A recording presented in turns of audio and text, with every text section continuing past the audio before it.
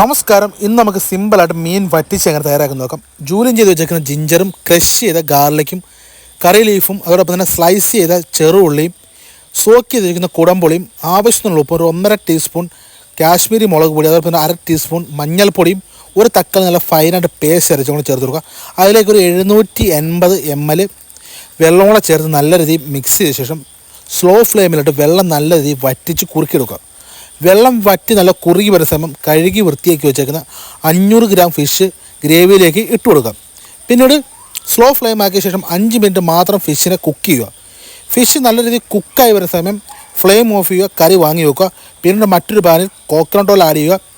ഉലുവായും കടുകും ടെമ്പർ ചെയ്ത ശേഷം സ്ലൈസ് ചെയ്ത ഷാലസ് ഇട്ട് കൊടുക്കുക. അതോടൊപ്പം തന്നെ നടുവേ കയറിയ പച്ചമുളകും കറി ലീഫും ഇട്ട് നല്ല ഗോൾഡൻ ഫ്രൈ ചെയ്ത ശേഷം കറിയിലേക്ക് ഇട്ട് കൊടുത്തു കഴിഞ്ഞാൽ അട്ടിപ്പൊളി നമ്മുടെ കറി റെഡിയാണ്. നല്ല പൊറോട്ടയ്ക്കും ചപ്പാത്തിക്കും അതോടൊപ്പം തന്നെ ചോറിനൊക്കെ കഴിക്കാൻ പറ്റിയ ഐറ്റമാണ്. ട്രൈ ചെയ്ത് നോക്കണം. മസ്റ്റ്. അട്ടിപ്പൊളി ഒരു മീൻ മാങ്ങ പൊള്ളിച്ചുണ്ടാക്കിയാലോ.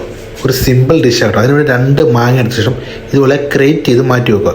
അതിനുശേഷം നെയ്മീൻ സ്ലൈസ് എടുത്ത ശേഷം അതിലേക്ക് പെപ്പറും സോൾട്ടും മഞ്ഞൾപ്പൊടിയും ജിഞ്ചർ ഗാർലിക് പേസ്റ്റും അല്പം ലൈം ജ്യൂസ് ഒഴിച്ച് മാരിനേറ്റ് ചെയ്ത് 10 മിനിറ്റ് റെസ്റ്റ് ചെയ്യാൻ വെക്കുക. പാനിൽ കോക്കനട്ട് ഓയിൽ ഒഴിച്ച് ഉലുവ പൊട്ടിച്ച് ജിഞ്ചറും ഗാർലിക്കും ചോപ്പ് ചെയ്ത ശേഷം അതിലേക്ക് പച്ചമുളക് ചോപ്പ് ചെയ്തും ചോപ്പ്ഡ് ഓനിയനും ഇട്ട് നല്ല രീതിയിൽ വഴറ്റി അല്പം കറിവേപ്പില ഇട്ട് നല്ല രീതിയിൽ വഴറ്റിയ ശേഷം ഇതിലേക്ക് മഞ്ഞൾപ്പൊടിയും അതുപോലെ തന്നെ പെപ്പർ പൊടിച്ചും കൂടെ ഇട്ട് നല്ല രീതിയിൽ വഴറ്റി എടുക്കുക. ഇതിലേക്ക് ഒരു അല്പം വെള്ളം ഒഴിച്ച് മസാല ഒന്ന് ലൂസാക്കിയ ശേഷം ഇതിലേക്ക് ഗ്രേറ്റ് ചെയ്ത മാങ്ങ ഇട്ട് നല്ല രീതിയിൽ വഴറ്റി മാങ്ങ ഈ ഒരു ടെക്സ്ചറായി വരുന്ന സമയത്തിലേക്ക് നല്ല തിക്കായിട്ടുള്ള തേങ്ങാപ്പാൽ ഒഴിച്ച് നമ്മൾ റെഡിയാക്കി നമ്മുടെ മസാല റെസ്റ്റ് ചെയ്യാൻ പറ്റിയ ഫിഷ് ഓൾറെഡി റെഡി ആയിട്ടുണ്ട്.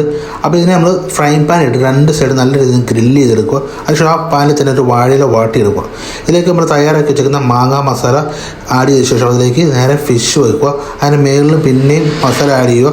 ഇതിലേക്ക് 2 സ്ലൈസ്ഡ് ടൊമാറ്റോയും സ്ലിറ്റഡ് ഗ്രീൻ ചില്ലിയും കറിവേപ്പിലയും തേങ്ങാപ്പാൽ ഒഴിച്ച് പൊതിഞ്ഞെടുക്കുക. അതിനുശേഷം നല്ല ഗ്രിൽ പാൻ ഇട്ട് നമ്മുടെ ഫിഷിനെ നല്ല രീതിയിൽ പൊള്ളിച്ചെടുത്താൽ നമ്മുടെ മാങ്ങ പൊള്ളിച്ചത് റെഡിയാണ്.